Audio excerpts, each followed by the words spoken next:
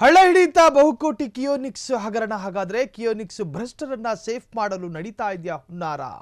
ಲಕ್ಷ ರೂಪಾಯಿ ಮೌಲ್ಯದ ಸರಕುಗಳಿಗೆ ಕೋಟ್ಯಾಂತರ ರೂಪಾಯಿ ಬಿಲ್ ಅಂತೆ, ಆ ಬಿಲ್ಲಿನಲ್ಲೂ ಗೋಲ್ಮಾಲ್ ಅಂತೆ.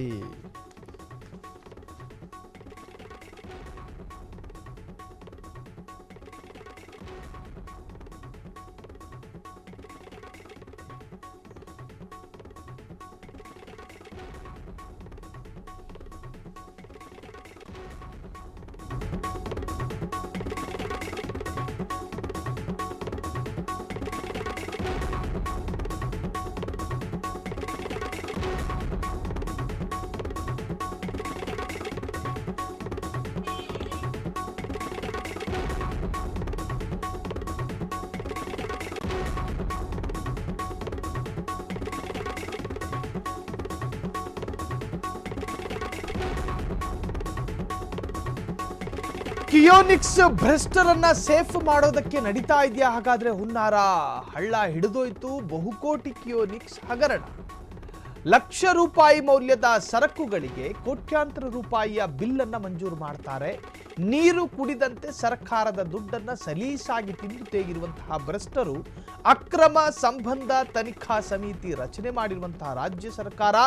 ಆದರೆ ಇಲ್ಲಿಯವರೆಗೂ ಕೂಡ ಆ ಸಮಿತಿಯಿಂದ ಸಲ್ಲಿಕೆಯಾಗಿಲ್ಲ ಎನ್ನುವಂತಹ ವರದಿ. ಆ ಸಮಿತಿ ಯಾಕೆ ರಚನೆ ಮಾಡ್ತು ಸರ್ಕಾರ, ಮತ್ತು ಆ ಸಮಿತಿಯಲ್ಲಿ ಯಾವುದಾದ್ರೂ ಸತ್ತು ಹೋಗಿರೋ ಮೂರ್ತಿಗಳನ್ನು ಸದಸ್ಯರನ್ನಾಗಿ ಮಾಡಿದ್ದಾರೋ ಗೊತ್ತಿಲ್ಲ. ಜೀವ ಇರುವ ಮನುಷ್ಯನಾಗಿದ್ರೆ ಇದರ ತನಿಖೆಯನ್ನ ಮಾಡ್ತಾ ಇದ್ರು, ಆದರೆ ಜೀವ ಇಲ್ಲದೇ ಇರತಕ್ಕಂತಹ ಮೂರ್ತಿಯನ್ನ ಇವರು ಸದಸ್ಯರನ್ನಾಗಿ ಮಾಡಿದ್ದಾರಾ ಅನ್ನೋ ಅನುಮಾನ ಶುರುವಾಗಿದೆ. ಕಿಯೋನಿಕ್ಸ್ ಭ್ರಷ್ಟರನ್ನ ಸೇಫ್ ಮಾಡೋದಕ್ಕೆ ನಡೀತಾ ಇದೆಯಾ ಹೊನ್ನಾರ?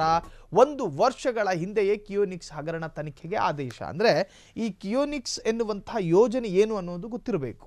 ಕಿಯೋನಿಕ್ಸ್ ಅಂದರೆ ಒಂದು ಕಂಪ್ಯೂಟರ್ ಟ್ರೈನಿಂಗ್ ಸೆಂಟರ್ಗಳನ್ನು, ಅಂದರೆ ಉಚಿತ ತರಬೇತಿ ಕೇಂದ್ರಗಳನ್ನು ಸರ್ಕಾರದ ಅಧೀನದಿಂದಲೇ ಅದು ಆಗುವಂತಹದ್ದು. ಸೊ ಅದಕ್ಕೆ ಬೇಕಾದಂಥ ಎಕ್ವಿಪ್ಮೆಂಟ್ಸ್, ಅದರ ಸಲಕರಣೆ ಎಲ್ಲವೂ ಕೂಡ ಸರ್ಕಾರವೇ ಕೊಡಬೇಕು. ಅದರ ಪ್ರಯೋಜನವನ್ನು ಬಡ ಮತ್ತು ಮಧ್ಯಮ ವರ್ಗದ ಯುವಕ ಯುವತಿಯರು ಪಡೀತಾರೆ. ಉಚಿತವಾಗಿ ಕಂಪ್ಯೂಟರ್ ಟ್ರೈನಿಂಗನ್ನು ಪಡೀತಾರೆ. ಒಂದಷ್ಟು ಸಾಫ್ಟ್ವೇರ್ ಬಗ್ಗೆಯೂ ಕೂಡ ಅಲ್ಲಿ ಕಲಿಸಲಾಗುತ್ತೆ. ಅಲ್ಲೂ ಕೂಡ ಕಂಪ್ಯೂಟರ್ ಖರೀದಿ ಮತ್ತು ಅದಕ್ಕೆ ಸಂಬಂಧಪಟ್ಟ ಹಾಗೆ ಒಂದಷ್ಟು ಹಗರಣ ನಡೆದಿತ್ತು. ಆ ಹಗರಣದಲ್ಲಿ ಒಂದಷ್ಟು ಪ್ರಭಾವಿಗಳ ಹೆಸರು ಕೂಡ ತಳುಕು ಹಾಕಿಕೊಂಡಿತ್ತು. 2018-23 ಕಾಲಾವಧಿಯಲ್ಲಿ 500 ಕೋಟಿ ಅಕ್ರಮ ನಡೆದಿರುವ ಆರೋಪ ಇತ್ತು. ಆ ಆರೋಪಕ್ಕೆ ಸಂಬಂಧಪಟ್ಟ ಹಾಗೆ ಒಂದಷ್ಟು ಜನರ ಮೇಲೆ ದಾಖಲೆ ಸಮೇತವಾದಂತಹ ಆರೋಪಗಳು, ಜೊತೆಗೆ ಅವರ ಹೆಸರು ಕೂಡ ಉಲ್ಲೇಖ ಇತ್ತು. ಆದರೆ ಅದರ ಬಗ್ಗೆ ಒಂದು ಸಮಿತಿಯನ್ನು ರಚನೆ ಮಾಡಲಾಗಿತ್ತು ಕಿಯೋನಿಕ್ಸ್ ಹಗರಣದ ಬಗ್ಗೆ. ಆ ಸಮಿತಿ ಏನು ಮಾಡಿದೆ? ಏನೇನು ಮಾಡಿಲ್ಲ.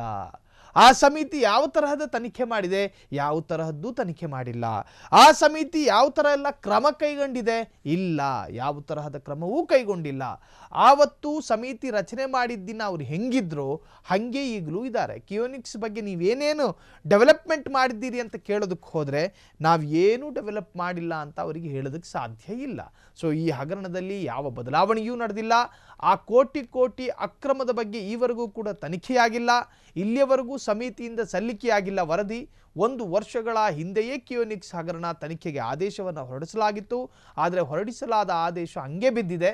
ಅದರ ಬಗ್ಗೆ ಯಾವ ಡೆವಲಪ್ಮೆಂಟ್ಗಳು ಈ ಗಳಿಗೆವರೆಗೂ ಕೂಡ ನಡೆದಿಲ್ಲ. ಸೊ ಈ ಬಗ್ಗೆ ಒಂದಷ್ಟು ಬ್ರೇಕಿಂಗ್ ನಮ್ಮಲ್ಲಿ ಲಭ್ಯವಾಗ್ತಾ ಇದೆ. ಮಾಜಿ ಸಚಿವ ಅಶ್ವಥ್ ನಾರಾಯಣ್ ಕೊರಳಿಗೆ ಸುತ್ತಿಕೊಳ್ಳಲಿದೆಯಾ ಹಾಗಾದ್ರೆ ಕಿಯೋನಿಕ್ಸ್ ಅಕ್ರಮ? ಸಚಿವ ಪ್ರಿಯಾಂಕ್ ಖರ್ಗೆ ಅವರೇ ಕಿಯೋನಿಕ್ಸ್ ಅಕ್ರಮ ತನಿಖೆಯನ್ನ ಆಕ್ಟಿವ್ ಮಾಡಿ. ಕಳಪೆ ಗುಣಮಟ್ಟದ ಸರಕುಗಳ ಖರೀದಿ ಪ್ರಕ್ರಿಯೆಯಲ್ಲಿ ನಿಯಮ ಉಲ್ಲಂಘನೆ ಆಗಿದೆ. ಸರ್ಕಾರದ ನಾನಾ ಇಲಾಖೆಗಳಿಗೆ ಕಿಯೋನಿಕ್ಸ್ ಮೂಲಕ ಸ್ವತ್ತುಗಳ ಪೂರೈಕೆಯಾಗಿದೆ. ಈ ಹಗರಣ ಬಯಲಾದರೆ ಯಾವ್ಯಾವ ಅಧಿಕಾರಿಗಳು, ಜನಪ್ರತಿನಿಧಿಗಳು ಲಾಕ್ ಆಗ್ತಾರೆ?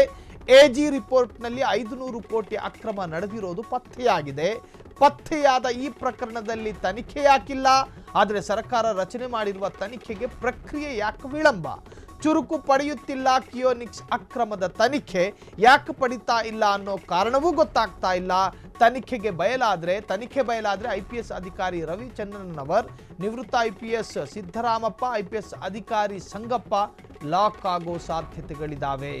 ನಿಮ್ಮ ಇಲಾಖೆಗೆ ಆಗಿರೋ ನಷ್ಟವನ್ನ ಅಧಿಕಾರಿಗಳಿಂದ ವಸೂಲಿ ಮಾಡಿ. 100 ಕೋಟಿ ಅಕ್ರಮ ನಡೆದಿದ್ರೂ ತನಿಖೆ ವಿಳಂಬವಾಗ್ತಿರೋದು ಯಾಕೆ?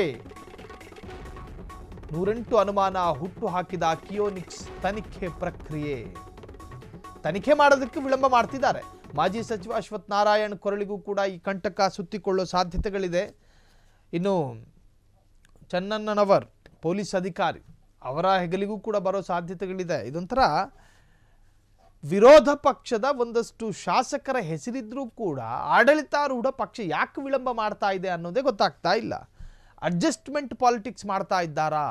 ಬಿಜೆಪಿಯವರು ಮಾಡಿರುವಂತಹ ತಪ್ಪನ್ನು ಕಾಂಗ್ರೆಸ್ನವರು ಮುಚ್ಚಿ ಹಾಕಿದ್ರೆ ನೆಕ್ಸ್ಟ್ ಬರುವಂತಹ ಬಿಜೆಪಿಗರು ಕಾಂಗ್ರೆಸ್ನ ಹುಳುಕನ್ನು ಮುಚ್ಚಿ ಹಾಕ್ತಾರೆ. ಇದಕ್ಕೆ ಅಡ್ಜಸ್ಟ್ಮೆಂಟ್ ಪಾಲಿಟಿಕ್ಸ್ ಅಂತ ಕರೀತಾರೆ, ಹೊಂದಾಣಿಕೆಯ ರಾಜಕಾರಣ. ಸೊ ಅದೇ ಥರ ಆಗ್ತಾ ಇದೆಯಾ ಅನ್ನುವಂಥದ್ದು ಗೊತ್ತಾಗ್ತಾ ಇಲ್ಲ. ತನಿಖೆ ಬಯಲಾಗಲಿ ಸ್ವಾಮಿ. ಕೆಲ IPS ಅಧಿಕಾರಿ, ಅದರಲ್ಲೂ ರವಿ ಚನ್ನಣ್ಣನವರ್ನಂತಹ ಅಧಿಕಾರಿಗಳ ಹೆಸರು ಕೂಡ ತಳಕು ಹಾಕ್ಕೊಂಡಿದೆ. ನಿವೃತ್ತ IPS ಸಿದ್ದರಾಮಪ್ಪ, IPS ಅಧಿಕಾರಿ ಸಂಗಪ್ಪ ಲಾಕ್ ಆಗೋ ಸಾಧ್ಯತೆಗಳಿದೆ. ನಿಮ್ಮ ಇಲಾಖೆಗೆ ಆಗಿರುವಂತಹ ನಷ್ಟವನ್ನು ಅಧಿಕಾರಿಗಳಿಂದಲೇ ವಸೂಲಿ ಮಾಡಿ ನೂರಾರು ಕೋಟಿ ಅಕ್ರಮ ನಡೆದಿದ್ರು ತನಿಖೆ ವಿಳಂಬವಾಗ್ತಿರೋದು ಯಾಕೆ ಈ ಒಂಥರ ವಿಳಂಬ ಧೋರಣೆ ಅಂತ 108 ಅನುಮಾನ ಹುಟ್ಟು ಹಾಕಿದ ಕಿಯೋನಿಕ್ಸ್ ತನಿಖೆ ಪ್ರಕ್ರಿಯೆ. ನಿಮ್ಮ ಬುಡಕ್ಕೆ ಬಂದರೆ ಮಾತ್ರ ನೀವು ಎದ್ದೇಳೋದಾ? ಸರ್ಕಾರದ ಹಣ ಈ ತರಹ ಆಡ ಹಗಲೇ ಲೂಟಿ ಮಾಡಿದ್ದಾರೆ. ಈ ಹಗರಣದಲ್ಲಿ ಯಾರ್ಯಾರು ಭಾಗಿಯಾಗಿರ್ಬೋದು ಅನ್ನುವಂತಹ ಸಂಭಾವಿತರ ಹೆಸರು ಕೂಡ ಗೊತ್ತಿದೆ. ಹಿಂಗಿದ್ರೂ ಕೂಡ ನೀವೇ ರಚನೆ ಮಾಡಿರುವಂತಹ ಸಮಿತಿ ಈವರೆಗೂ ತನಿಖೆ ಮಾಡಿಲ್ಲ, ಅದರ ವರದಿಯೂ ಸಲ್ಲಿಕೆ ಆಗಿಲ್ಲ. ಹಿಂಗೆ ಹೋದರೆ ನಿಮ್ಮನ್ನು ನಂಬಿ ಮತ ಹಾಕಿದ ಮತದಾರರ ತಲೆಯಲ್ಲಿ ಯೋಚನೆಗಳು ಬದಲಾಗಬಹುದು.